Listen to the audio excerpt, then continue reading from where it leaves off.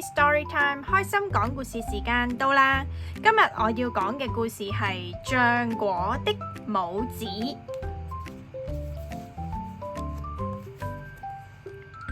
秋天是最好的季節，秋天真好，秋天真好。哦，橡果喺樹上面唱緊歌啊！突然間，有人話：請讓開啊，唔好擋住我啊！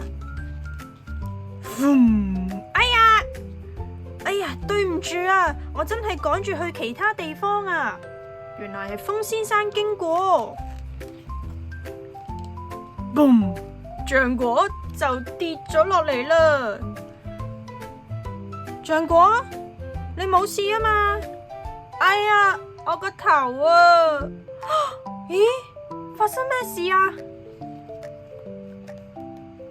佢就指下樹上面就話啦：我頂帽仲喺樹上面啊！於是小甲蟲同埋小蜜蜂就話啦：唔使擔心，我哋嚟幫你啊！於是佢哋呢就兩個飛咗上去，幫橡果拎返頂帽，用力啲啊！頂帽真係太堅固啦！等我哋要去揾甲蟲姐姐嚟幫手先。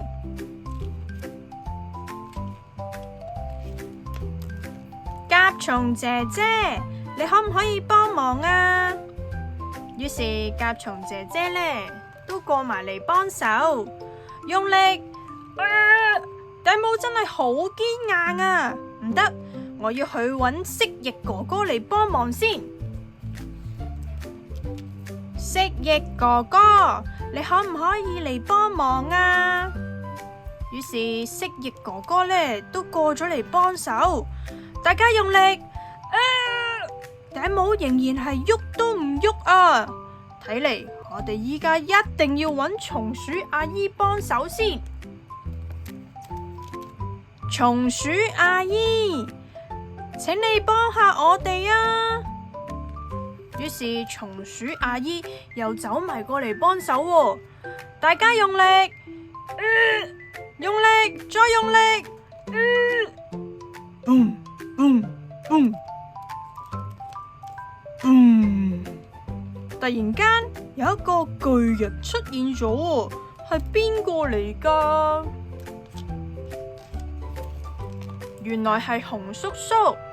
熊叔叔烏低身就問啦：橡果，發生咩事啊？使唔使幫手啊？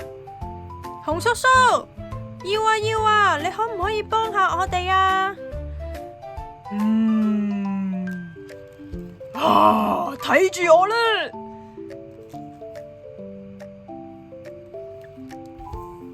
於是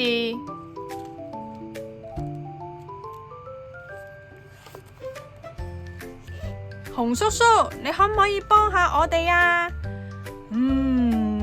好啦，睇住我啦！熊叔叔嘅叫聲震到大家都跌咗落嚟啊！橡果就話：唔係咁啊，你將我舉起啊！於是熊叔叔就舉起晒大家，一個跟一個。橡果就話：熊叔叔，請你向右轉啦，再轉一個圈，兩個圈，三個圈。突然間又有人講：請讓開啊，唔好擋住我啊！轉啦轉啦轉啦轉啦轉啦！原來又係風先生出現啦！咔嚓！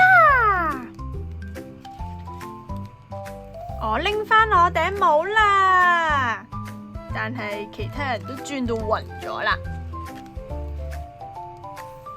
於是橡果好開心同大家講：多謝你哋啊，多謝你哋，真係好感激你哋嘅幫忙啊！我搵返我頂帽啦。完，故事就完啦。故事就嚟到呢度啦，大家又鍾唔鍾意呢本書呢？又或者大家睇完呢本書之後又有咩感想呢？都可以留言話俾我知。最後，如果大家想繼續收聽 Happy Story Time，就記得訂閱我嘅 channel 啦。我哋下次見，拜拜。